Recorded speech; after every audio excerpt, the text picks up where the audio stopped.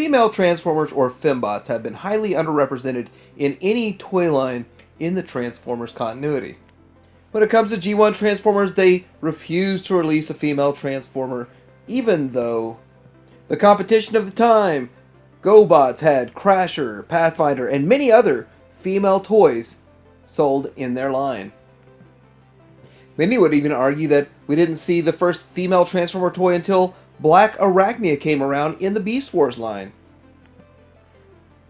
Nowadays, the Masterpiece line is putting out many Fembots, and there's starting to be a new question about, are they too hot? But what we've already released and seen is nothing compared to what's coming. Today I want to talk to you about the Fembots, what all Fembots are on their way, are they too hot or not, coming up.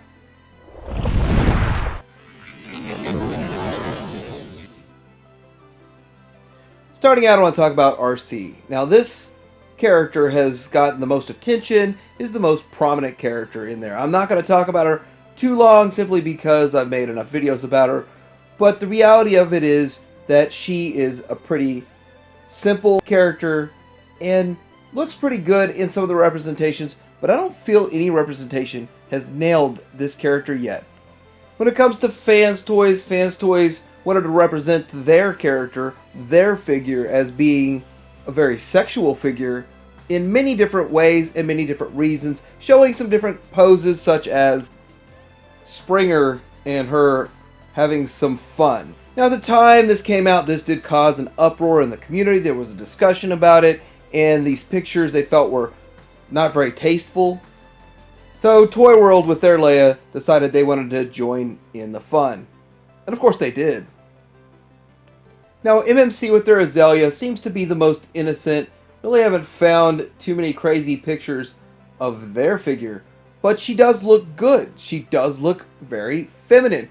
And so one of the arguments is, do Transformers need to have a female body, a female outline, a female look, a female aesthetic? Well, if you look at the cartoon in the G1, they did have them. There were several episodes that showed actual female characters, female voice actors, and not just Arcee. I actually always thought it was cool to see female characters in the cartoon, in the original G1, and I always wondered how they would transform. But with some of these new additions that are coming to the Masterpiece toy line, we find a new debate. The new debate is, should they look this human? Should they have these features and attributes? And let's talk about that for a little bit with this Nicey. Nicey is Firebird's version of Arcee. And, you know, my only real problem with this figure is the kibble. But a lot of people seem to have a problem with her aesthetic, her overall shape, and her form. And what do you think? Stretch it out there, Nicey. I don't have an issue whatsoever with these. In my opinion, it's one of those things that if you don't like it, don't buy it. And if you do like it, then you win, right? I mean, all of these terms and phrases that are thrown around, well, let's use them. This figure looks great in both modes. I really hope some of that kibble can be removed. I'm okay with parts forming. Zetas brought me into the realm of parts forming being perfectly okay. And actually collecting G1 Transformers in general, which had a lot of parts forming, 90% parts forming, I felt okay with it. So please make the kibble removable. But does Nicey actually represent Arcee as a G1 representation? No. So then we get into the second debate, G1 True Tune versus stylized. And it's obvious Nicey is stylized. It's a very obvious representation. She looks different than anything we've gotten before. She looks different than anything in the lore. But yet, I still think it's a cool release. Now, we do have Takara and what's coming up with Takara. A lot of people feel that Takara is usually the best.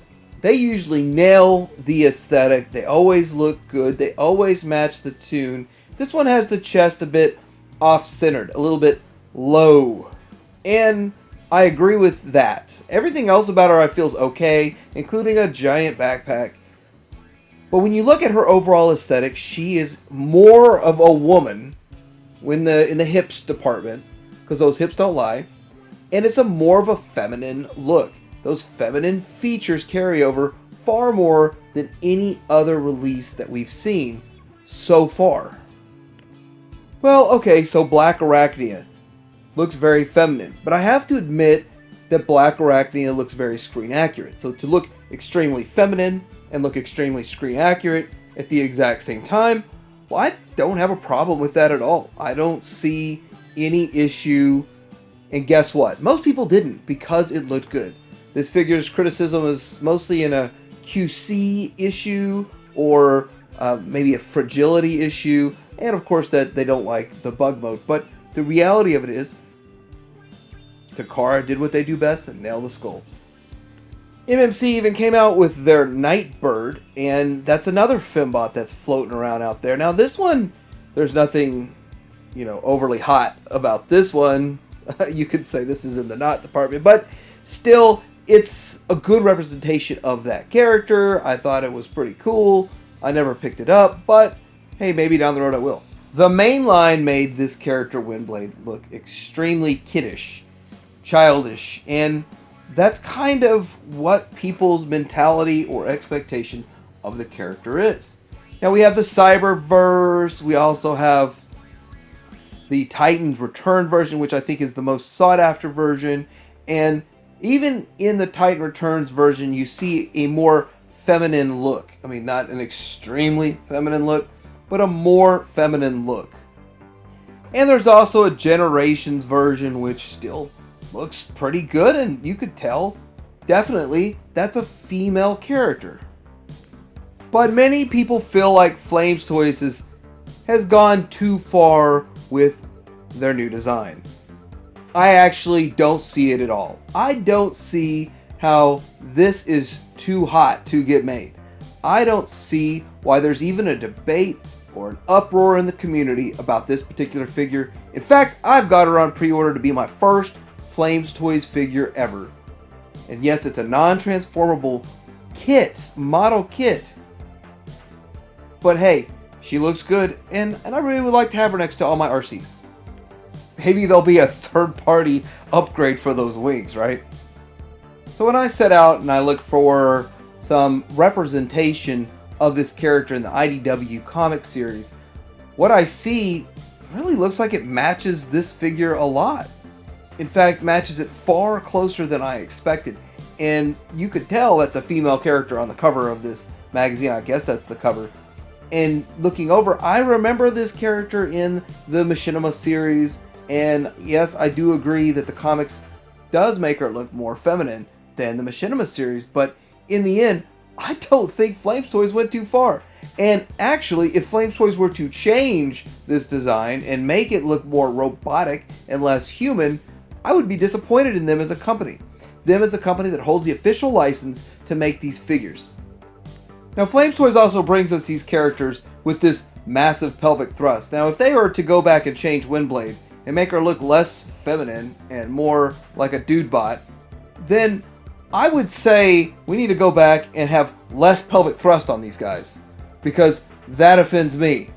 No, not really. Actually, I just don't care. But the reality of it is, it's the same line of the negative comments that Windblade's getting, and from the same company. People don't have a problem with this. Why do they have a problem with that? In fact, the thing that people like the most about the Flames Toys figures is that they're stylized, is that they're not super plain and what some say is boring G1 designs. They like the different aesthetic, and we're going to get that with Windblade. And I pre-ordered and expect her to look just like the picture. Looking into the future. Now I want to talk real quickly about X-Transbots and their Elita 1. I think X-Transbots is going to steal the show at this next TFCon. What's coming up in 2 weeks or something like that. And this figure should be on display. They should show some sort of progress with this figure. They haven't shown any progress on this figure for almost a year. 9 months to a year. I would expect it's time to see a little something about this on a go-forward basis, and I'd really be interested to see what the alt mode looks like. if there is an alt mode. We still have Fans Hobbies, Athena, and Minerva, which should be coming in May. May, June, July, so back to July with 2 months behind, if we could get back on track with everything. But there's no update to this character and the release date. But still, this is a female character that does not look female. It's coming soon. It's coming in the future. They didn't go super extra stylized. Definitely not too hot. So I want to hear your take and everyone's take on, are these figures too hot? Are some of these third-party options going too far? Or are they so hot that they hit the spot?